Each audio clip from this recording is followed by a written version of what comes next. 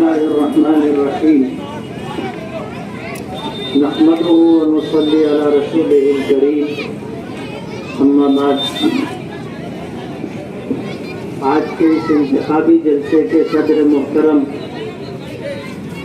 All India मजलिस इत्तेहादुल मुस्लिमीन के चारों नामजद उम्मीदवार, इलाके की मुअज़्ज़ज़ शख्सियत, मेरे बुजुर्गों, दोस्तों और घरों में बैठकर हमारी बात को सुनने वाली इज्जतदार माओ और बहनों, 15 जनवरी 2026 वोट देने का दिन है और आपका वोट आपके 5 साल के मुस्तकबिल को तय करेगा। अगर आपका फैसला सही रहा तो आपका एक वोट 5 साल आपको काम आएगा, और अगर आपने फैसला करने में कोताही की और चंद रुपयों के बदले अगर आपने अपने वोटों का सौदा कर लिया तो 5 साल आपका बर्बाद हो जाएगा। आपके वार्ड में हमारे सामने जो मुखालिफ पार्टी है उसके जो 4 उम्मीदवार हैं, सुल्तान नाटिया को छोड़ करके बाकी 3 उड़न खटोले से आए।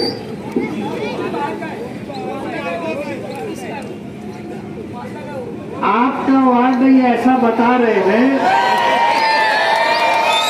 कि वो चौथा भी आपके वार्ड का नहीं है। मैं ऐसा समझता था कि वो आपके वार्ड का है।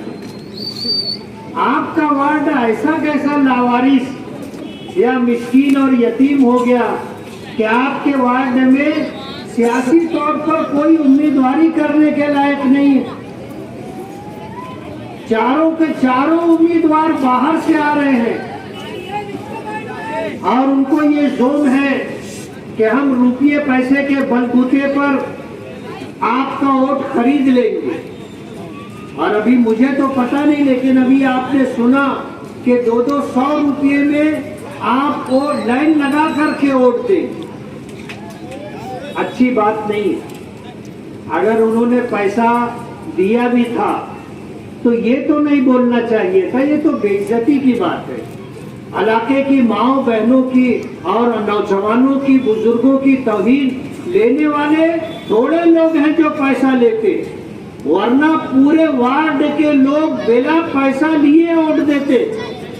हमने इलेक्शन लड़ाया असेंबली का और आपके इस वार्ड से जिस तरह हमें भरपूर वोट मिली है, हमें पता है कि हमने वोट के लिए किसी को पैसा नहीं दिया। वार्ड के लोगों ने बगैर पैसा लिए हमको वोट दिया। मैं वार्ड में आज दौरे पर था और बहुत सारी माँ और बहनों से हमारी बातचीत हुई।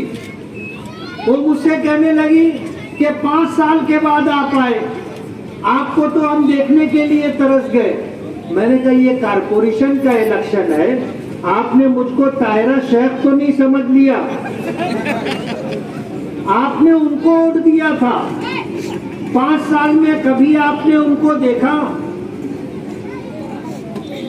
माफ करना, मेरे लिए काबिले एहतराम है ताहिरा शेख, और मैं जानता हूं कि उनकी मजबूरी क्या है।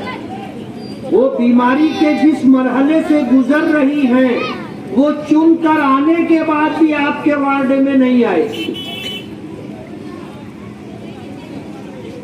बीमारी के जिस मरहले से गुजर रही है, अगर आपने उनको पैसा लेकर के वोट दे दिया या आपने बगैर पैसा लिए वोट दे दिया और वो चुनकर आ भी गई, तो मैं आपको ये बताना चाहता हूँ कि जब वो तंदुरुस्त थी तो आपके वार्ड में नहीं आ सकती, नहीं आई।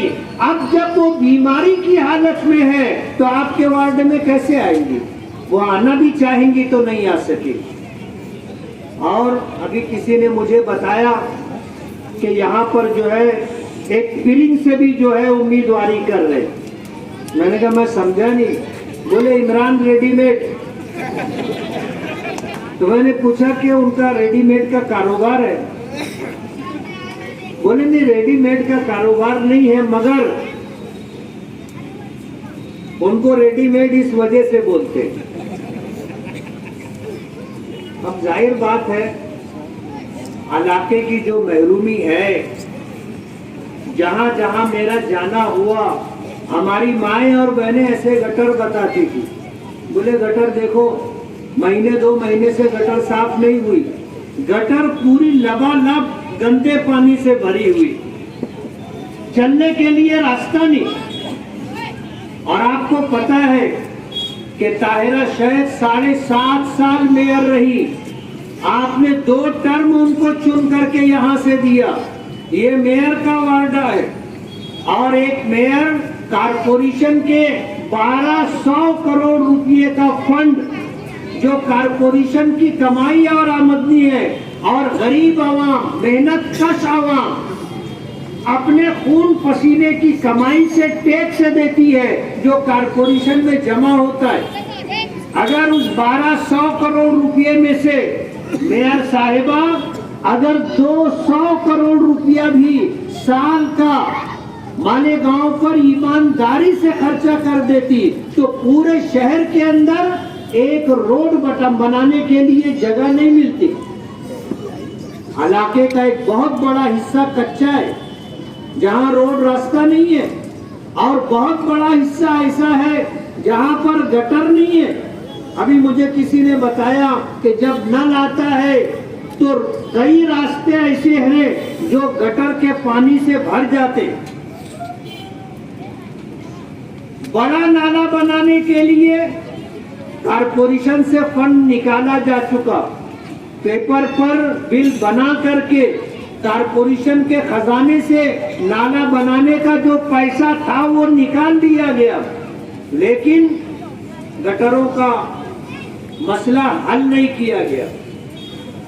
हम भ्रष्टाचारी बदउनवानी पर बोलते हैं, और भ्रष्टाचारी बदउनवानी होती है, लोग करते हैं, लेकिन इतना भी नहीं करना चाहिए ना कि आपका अपना घर, आपका अपना वार्ड ही एकदम महरूमियों से। अगर आप पूरे शहर में काम नहीं किए, ठीक है, कम से कम अपने वार्ड में तो आपको काम कर लेना था, आपको कोई रोकने वाला नहीं था। आप 7.5 साल मेयर रही, और इस वार्ड को आप यकीन मानो, अगर मेयर चाहे तो 1-2 साल में ही सारे काम करवा सकता है, लेकिन 7.5 साल में उनको तौफीक नहीं हुई कि वो ये काम करते। वार्ड में हमारी माएँ और बहनें, आज उनका ये कहना है कि हमको वक्त बेवक्त न लाता है, और कभी भी हमें उठना पड़ता है, कोई टाइम टेबल नहीं है न लाने का। आप चुन करके आएंगे तो अपने कारपोरेटरों को, और आपका मेयर अगर बैठेगा तो हमारे वार्ड के पानी के नल के मसले को आप हल करके देंगे। मैंने उनसे वादा किया है, और ये कोई बहुत बड़ा मसला नहीं है, कोई बहुत बड़ा मसला नहीं है कि इसको ना हल किया जा सके। जाहिर बात है, पानी की टांकियां हैं, और नई पानी की हम टांकियां मंजूर करवा के लाए, और नई पानी की टांकियां बन भी रही हैं। आपने देखा होगा अली अकबर हॉस्पिटल से लग करके जो पानी की टांकी है, उससे लग करके एक टांकी और बन रही है। ऐसे शहर में 6 पानी की टांकियां बनेंगी, और इंशाअल्लाह चंद महीनों में अगर ये टांकियां बन गई तो इंशाअल्लाह लोगों के जो ये वक्त बेवक्त पानी आने का मसला है, हम इंशाअल्लाह हल करके देंगे। और ये पानी की टांकियां हम मंजूर करवा के लाए। आज जिस रोड पर हम बैठे हैं, ताहिरा शैख ने अपने मेयर रहने के दौर में नहीं बनाया, जब उनका टर्म पूरा हो गया उसके बाद अभी ये रोड बना है, प्रशासक राज में बना है, और अभी ये बाजू का रोड बन रहा है। मैं दिन में आया, मैंने काम देखा कि किस तरह का काम है। मैं ठेकेदार से कहना चाहूंगा कि आप बिल तो पूरा लेंगे ना, ऐसा तो नहीं है कि आप बिल कम निकालेंगे। जब आप टेंडर के मुताबिक पूरा बिल देंगे तो काम भी टेंडर और एस्टीमेट के मुताबिक करना चाहिए। कितना इंची काम हो रहा है आप देख सकते हो। मैं ठेकेदार से कहना चाहूंगा कि एस्टीमेट के मुताबिक आप काम कीजिए। रोड बनेगा तो टिकाऊ रहना चाहिए।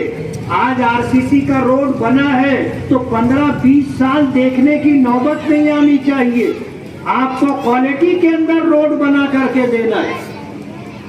आप कोई अपने घर से पैसा ला करके नहीं बना रहे, ये सरकार का पैसा है, कारपोरेशन का पैसा है। आपको ईमानदारी से क्वालिटी के अंदर काम करके देना चाहिए। ये मेयर का वार्ड है, मेयर साहिबा हुडको में रहती है। उनके साहबजादे इमरान हुडको में रहते हैं। आपका दुख दर्द कौन देखेगा? दूसरे वार्डों के उम्मीदवार दिए, क्या हमारे इस वार्ड में कोई नौजवान नहीं है, कोई सियासी सूझबूझ रखने वाला शख्स नहीं है? ऐसा कोई शख्स नहीं है जो आपका काम कर सके, करवा सके। आपको बाहर के उम्मीदवारों की क्या जरूरत है? चारों के चारों पूरा पैनल बाहर का है और आप ये वोट देंगे तो जाहिर बात है हमेशा आपको उनका इंतजार करना पड़ेगा। आज जब हमने वार्ड के उम्मीदवार दिए हैं तो वार्ड के उम्मीदवारों को कामयाब करके देना आपकी जिम्मेदारी है। आज 15 जनवरी को आप वोट दोगे। वोट देने में कितना समय लगता है आपको पता है। आप अपना भविष्य, अपने बच्चों का मुस्तकबिल और उनका भविष्य देख करके आप वोट दो। वार्ड के लोगों को वोट दो। कम से कम आप अगर ये काम नहीं करेंगे तो इनके घर पर जा तो सकते हो। आप 10-20 लोग जाकर उनके दरवाजे पर खड़े हो जाओगे, उनको काम करना पड़ेगा। वो घर में बैठ नहीं सकते। लेकिन जाहिर बात है आप अगर इस तरह का कोई मामला नहीं करेंगे, वार्ड के बाहर के उम्मीदवारों को अगर वोट देंगे तो आपको फिर हमेशा उनके दर पर जाना पड़ेगा और वहां जाना हर एक के लिए मुमकिन नहीं है। इसलिए मेरी आपसे गुजारिश है कि आप वार्ड के उम्मीदवारों को कामयाब करें, आप वार्ड के उम्मीदवारों को वोट दें। ये आपके पड़ोसी भी हैं, हो सकता है इनकी रिश्तेदारियां भी वार्ड में हो और उनको यही रहना है। मुंह पर मुंह पड़ेगा, आमना सामना होगा। जाहिर बात है कुछ तो आदमी में गैरत होती है। काम नहीं करेगा तो लोगों का सामना कैसे करेगा? आज जरूरत इस बात की है कि जहां सियासी तौर पर हम अपना और अपने बच्चों का मुस्तकबिल महफूज रखना चाहते हैं और हम ये चाहते हैं कि अगर मालेगांव कारपोरेशन को हम टैक्स अदा करते हैं तो हमको हमारी बुनियादी सहूलतें और जरूरतें कारपोरेशन से पूरी होकर मिलनी चाहिए। रोड बनकर मिलना चाहिए, गंदे पानी के निकासी के लिए गटर और नाले बंद करके मिलना चाहिए और पीने का पानी हमें मिलना चाहिए, जरूरत का पानी मिलना चाहिए। आज मैं घूम रहा था, हमारी चंद बहनें खड़ी हो गई और उन्होंने बहुत इसरार के साथ ये बात की कि हमको पानी की बहुत तकलीफ है, पता नहीं नल यहाँ पाइप कब डाला जाएगा और कब नल आएगा, आप बोरिंग करवा करके दो। मैंने उनसे वादा किया कि मैं आपको बोरिंग करवा करके दूंगा, कारपोरेशन से हो ना हो, एमएलए फंड से हो ना हो, लेकिन मैं आपसे वादा करता हूं कि मैं आपको बोरिंग करवा के दूंगा। हमारे साथ जो चारों कारपोरेटर थे उस इलाके को जानते हैं।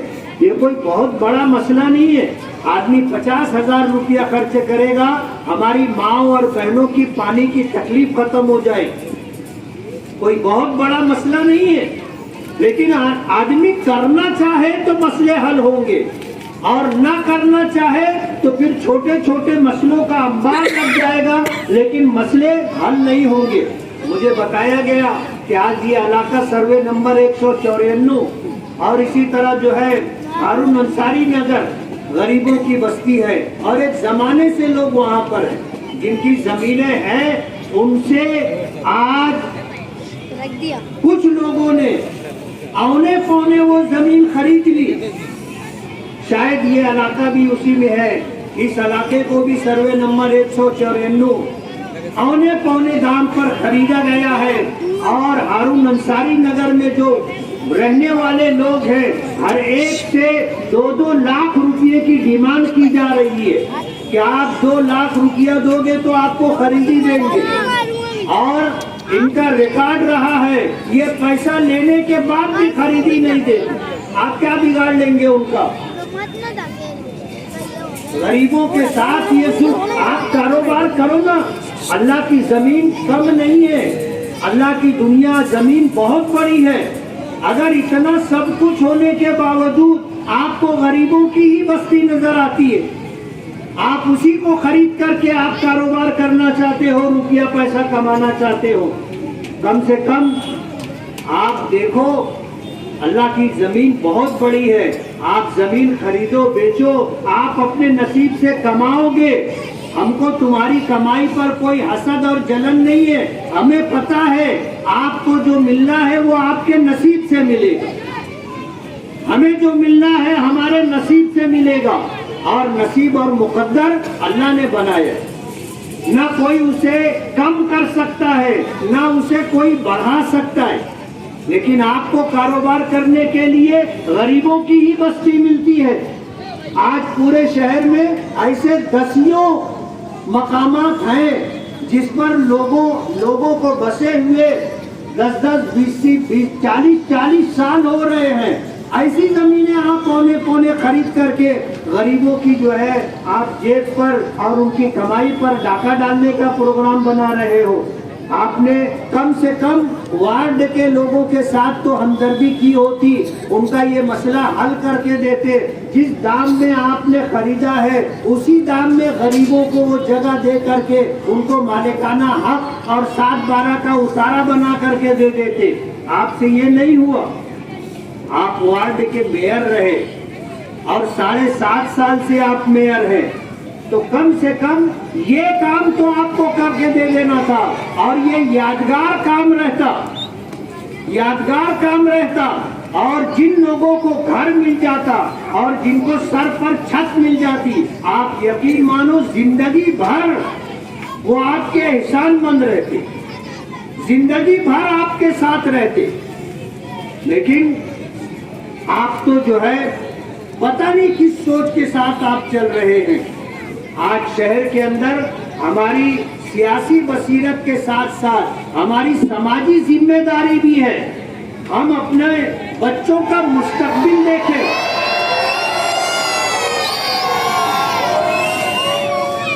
ये बेटा शोर करने की जरूरत नहीं है, मैं समझ रहा हूँ क्यों शोर कर रहे हो तुम लोग, अच्छी बात नहीं। आप सुनने के लिए आए हो, खामोशी के साथ सुनिए। और मैंने आपसे ये नहीं कहा कि आप सुभान अल्लाह और माशा अल्लाह बोलो। आप बात सुनिए, काम की बात हो रही है। इसलिए मेरी ये गुजारिश है कि समाजी तौर पर भी अपनी जिम्मेदारी आप महसूस कीजिए। आप अगर चाहते हैं कि आपकी आने वाली नस्लें इज्जत के साथ, नेक नामी के साथ और अच्छे मुस्तकबिल के साथ जिए और उनका मुस्तकबिल महफूज रहे, तो आप बहुत सोच समझ करके वोट दीजिए। आप एक फैसला कर रहे हैं वोट के जरिए से। किसी शायर ने कहा है कि तारीख की आंखों ने ये जुल्म भी देखा है, तारीख की आंखों ने ये जुल्म भी देखा है। लम्हों में खता की थी, सदियों ने सजा पाई। एक गलत फैसला आपको 5 साल रुलाएगा और एक सही फैसला आपके मुस्तकबिल को तय करेगा। आपके लिए जरूरियात की फराहमी, आपके लिए बुनियादी सहूलतें, जरूरतें पूरी हो, कारपोरेशन के जरिए से ये सब कुछ हो सकता है। इसलिए आपसे मेरी ये गुजारिश है कि आप सोच समझ करके फैसला करें। असेंबली इलेक्शन हुआ था, असेंबली इलेक्शन के मौके पर मस्जिद निजामिया के इमाम साहब के साथ और राबिया मस्जिद के इमाम साहब के साथ और भी मस्जिदों के अइम्मा के साथ जो बदसलूकी की गई थी, और मस्जिद के मजहबी मामलात में अमल दखल करके उन इमामों को बेइज्जत किया गया था। ये हमारी तहसीब नहीं है, ये हमारा कल्चर नहीं है। मैं अगर एक मस्जिद का इमाम हूं तो आपका सियासी इख्तिलाफ मुझसे है, तमाम मस्जिदों के इमाम से नहीं है कि आप उनको जो है उनकी बेइज्जती करें और फिर उनके ऊपर आप दादागिरी और गुंडागर्दी करें। अच्छी बात नहीं है। हमारे शहर की ये तहजीब नहीं रही, हमारे शहर का ये कल्चर नहीं रहा। अल्लाह मग़फ़िरत फरमाए मरहूम शेख रशीद साहब की, उन्होंने कहा था मुझको इमामों से घिन आती, कहने के लिए उन्होंने कह दिया, लेकिन ये बात भुलाई नहीं जाएगी। जब कभी इमामों की बात होगी इस बात को लोग याद करेंगे। आपको इमामों से क्यों घिन आती है? इमामों ने आपका क्या बिगाड़ा? आप इस तरह की बात करते हैं। ये वो लोग हैं जो मस्जिदों में इमामत करते हैं, हमारी नमाजें सही तरीके से अदा हो और अल्लाह की बारगाह में मकबूल हो। ये इमाम किराम हम कहते हैं पीछे इस इमाम के, आप उन इमामों की तौहीन करते हो, उनकी बेइज्जती करते हो, अच्छी बात नहीं है। आप अपने बच्चों को क्या सबक दे रहे हो? अपने बच्चों को क्या पैगाम दे रहे हो? आज जरूरत इस बात की है कि 15 जनवरी जब इलेक्शन का दिन आएगा, आपको तय करना है कि आपका मुस्तकबिल कैसा हो और आपका वोट ही इस बात को तय करेगा। हमने वार्ड के 4 उम्मीदवारों को ऑल इंडिया मजलिस इत्तेहादुल मुस्लिमीन की तरफ से उम्मीदवारी दी है, जिसमें महजबीन रफीक इसके है, तहसीना नाजिम खालू है, इफ्तिखार दादा और हाजी अब्दुल माजिद यूनुस सीसा, हमने इनको उम्मीदवारी दी है। अब्दुल माजिद यूनुस सीसा आपके वार्ड से लग करके, बाजू का वार्ड है, यहाँ पर हमको जैसा उम्मीदवार मिलना चाहिए था हमने बहुत कोशिश की, माजी में भी कोशिश की। पिछली मरतबा यहाँ से अब्दुल मालिक यूनुस सीसा ने उम्मीदवारी की थी, इस मरतबा उनके भाई हाजी अब्दुल माजिद ने उम्मीदवारी की है। आपके वार्ड के ये उम्मीदवार हैं, आपसे मेरी ये गुजारिश है कि आप अपना कीमती वोट इन वार्ड के उम्मीदवारों को दें और ऑल इंडिया मजलिस इत्तेहादुल मुस्लिमीन के नुमाइंदों को आप कामयाब करें।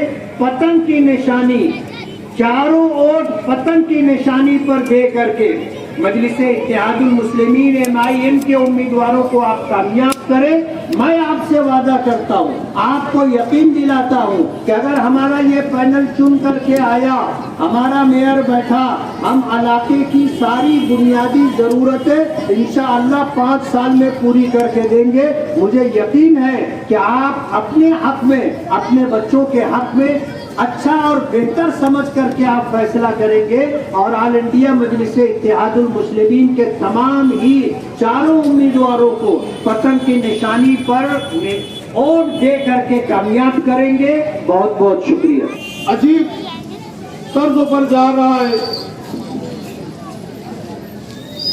सामने वाले कैंडिडेट ऐसा बता रहे हैं कि यार बोले हम लोगों को कोई टेंशन नहीं है, बोले सिर्फ वो 200 रुपया बोले हम लोग देंगे, लाइन लगा के बोले वोट देंगे। तो आप लोगों का वोट, आप लोगों का जमीन क्या इतना सस्ता हो गया है? हमारी माओ बहनों का जमीन क्या इतना सस्ता हो गया है कि 200 रुपये में लाइन लगाकर वोट दिया जा रहा है? ऐसा दूसरे वार्डों में बोल रहे हैं। जो यहाँ का प्रिंस है, यहाँ का जो प्रिंस है बिना वजह वाला, टांग पर टांग रखकर जो बैठकर सिगरेट पीता है, ये कभी वार्डों में नहीं जाता। आज वोट मांगने क्यों घर घर जा रहा है, क्यों गली गली में घुस रहा है? वो काम की बुनियाद पर क्यों नहीं कभी किसी ने पूछा गली में जाकर दिया माँ बहनों को क्या तकलीफ है, क्या सुख दर्द हुए, गरीबों में क्या परेशानी है? क्या ये लॉकडाउन में दिखाई दिया? नहीं दिया। ये सिर्फ वोटों के लिए और नोटों के लिए यहाँ पर हमारे वार्ड में 5 किलोमीटर दूर से आते हैं और एकदम बोले तो ऐसा समझते हैं कि हमारा गाना गरीब है, हम गरीब है, गाना बिकाऊ तो नहीं है ना। आप लोग क्या सौदा कर रहे हो हमारी ऑटो का? क्या नोटों में ऑटो को तोड़ने आते हो यहाँ और अपना काम निकाल कर चले जाते हो? तुम्हारा कोई झटका नहीं, आप सिर्फ आते हो तो बस यहाँ की यहीं पर रहते हो।